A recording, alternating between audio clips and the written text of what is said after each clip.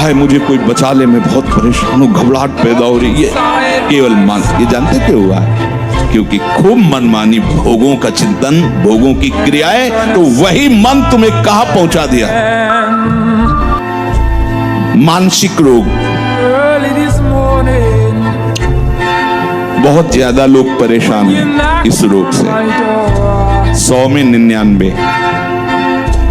बहुत बुरी दशा पैदा की है मन, हम देख रहे हैं ना। जब वो बहुत ज्यादा मानसिक रोग से ग्रसित हो जाते हैं तो उसी को डिप्रेशन कह दिया जाता है, विक्षिप्त कह दिया जाता है। कहा जाता है कि इनका दिमाग खराब हो रहा है, खिसक गया है। इस सारा का सारा मानसिक है। नकारात्मक चिंतन करते करते वो अंतिम अवस्था में पहुंच जाता है। हर समय भयभीत रहता है, हर समय कामना कल्पना उसको जला। कैसा जीवन है, दवाइयों पे दवाइयां, बस पड़े पड़े कल्पना भय की, और बस मर रहा हूं, हर समय मर रहा है व्यक्ति। देखो मानसिक। आज जैसे आपने सुना, एक क्षण में आपको लगा कि मैं छोड़ दूंगा, ऐसा लगता है आज के बाद कभी नहीं। पर जो अंदर वृत्तियां हैं आपकी, वो ये बात नहीं मानेंगी। अभी कसम खा लो वृंदावन की, जिसकी जो चाहो, अभी शीतलता आ जाएगी। त्यागाच्छांतरम, अभी हृदय शीतल। हाँ, आज के बाद कभी नहीं, हटो यहां से। अब जो वृत्तियां हैं वो आपको जलाएंगे। उस जलन को कोई शहजा, उसी को महात्मा कहते हैं। तास्तितिक्षस्व भारत, उनको सहन करो, बस वो शांत हो जाएंगी। सहन करना बड़ा ही कठिन है। जो सहन कर लेता है वही जीते जी जीवन मुक्त है। एक केवल ये प्रश्न का समाधान कर लो। जो किसी कामिनी की तरफ मन को नहीं जाने दिया, जो वाणी को कभी प्रपंच की वार्ता में नहीं लगाया, और जो कभी लंगोटी का कच्चा नहीं हुआ, वही सच्चा महात्मा है।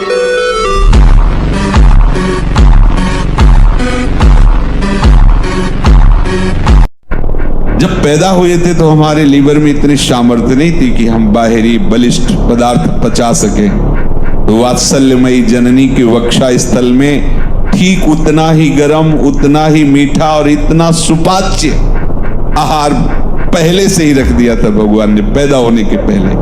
और पैदा होते ही वो सुपाच्य आहार, मां का वात्सल्य भरा दुग्ध पान करके। किसने व्यवस्था की थी? किसी डेयरी से या किसी ज्ञानी विज्ञानी के द्वारा? नहीं नहीं, प्रभु ने पहले ही हर जीव की पैदा होने के पहले व्यवस्था की। अब काहे को तू परेशान हो रहा है? जब दांत न थे तब दूध दियो, अब दांत है तो को अन्न भी दे हैं। जल में, थल में, नभ में, पशु पक्षिन को दे तो को भी दे हैं। काहे को तू परास कर रहा है? खास बन प्रभु का खास बन। कैसे बना जाता है? बोले सबूरी, धैर्य धारण कर। ये सबसे बड़ी गलती होती है। उपासक इनको पकड़ रखता है, काम आया चला गया अपनी चेष्टा कर। अब वो उसको पकड़े बैठा रो रहा है, ओ काम काम। तुम पकड़े छोड़ो। वो गलती क्यों हुई? क्योंकि तुम उस समय भजन में नहीं थे। तो इस समय क्या कर रहे हो? वही गलती का अवसर फिर दे रहे हो। आज से कसम खाता हूं, ये कुछ कसम काम नहीं करेगी। कसम बोलने की जरूरत नहीं, राधा राधा बोलने की जरूरत है। राधा राधा बोलोगे बिना कसम के निकल जाओगे, क्योंकि पावर आ जाएगा। और राधा राधा नहीं तो हर बार कसम खाओ, कुछ नहीं होने वाला। ये बहुत साफ आप अपने अनुभव से देख लीजिए। कसम थोड़ी रोकती है, आध्यात्मिक शक्ति का बल उसे रोकता है। और वो आएगा नाम जप से। और नाम जप करो नहीं, वर्तमान में दुनिया का प्रपंच सोचो, तो तुम जीत नहीं पाओगे माया से। देखो, इस माया का इतना भुलावा प्रभाव है कि हम मां के गर्भ में रहे जहां श्वास लेना भी मुश्किल था, ऐसी झिल्ली में रहे जहां बहुत ही घृणित पदार्थ थे, पास में ही मलाशय मूत्राशय, वहां हम रहे हैं 9 महीने। हमें याद नहीं कितना भयानक कष्ट भोगा है। ऐसे ही हमें याद नहीं कि किन किन योनियों में, किन किन लोकों में, नरक आदि में कितना कष्ट भोगा। ये माया भुला देती है। फिर हम लग गए इसी संसार के सुख दुख में, हर्ष शोक में, हानि लाभ में। कब हम इन द्वंद्वों से निकलेंगे? कौन सा ऐसा शरीर है जो हमें द्वंद्वों से मुक्त कर सके, इसलिए बहुत सावधानी की जरूरत है। हमें ना जय में हर्षित होना है, ना पराजय में शोकित होना है।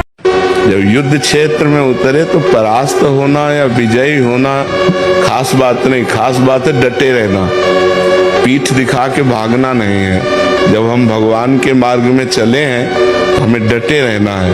और देखो, मन लगे या न लगे, अगर हमको विष खवा दिया जाए तो मार ही देगा। हम श्रद्धा से पिए या अनजाने में पिए, आग को अगर कोई भूल से छू ले या सही में छुआ दे तो जला ही देगी, क्योंकि उसमें दाहिका शक्ति है, विष में मारण शक्ति है और नाम में तारण शक्ति है। जैसे हम राम राम राधा राधा हरि हरि रट रहे हैं, हमारा मन नहीं लग रहा है तो भी हमारा कल्याण होगा, पक्का कल्याण होगा, इस बात पर विश्वास कीजिए। अभी तुम अधर्माचरण त्यागिए, पवित्र आहार कीजिए और जो हम तुम्हें नाम बताएं, जितनी संख्या बताएं, जपिए, 1 वर्ष तक चलिए और फिर प्रभु से प्रार्थना कीजिए कि आप अनुभव कराइए कि आप कहाँ हैं और कैसे हैं। दोनों का उत्तर आपको मिल जाएगा। ये बुद्धि के द्वारा जो समझाया जाता है वो हम भी बोल सकते हैं साथ, कुछ फर्क नहीं पड़ना उससे। अगर तुमसे पूछा जाए तुम हो क्या, तो ऐसे ही करोगे, यही मैं हूँ, मेरा स्वभाव ऐसा नहीं है, मेरा है ना तुमसे अलग है, खुद तुम्हारी वाणी बता रही है। मेरा तन अलग है ना, तो तू कौन है जो मैं है।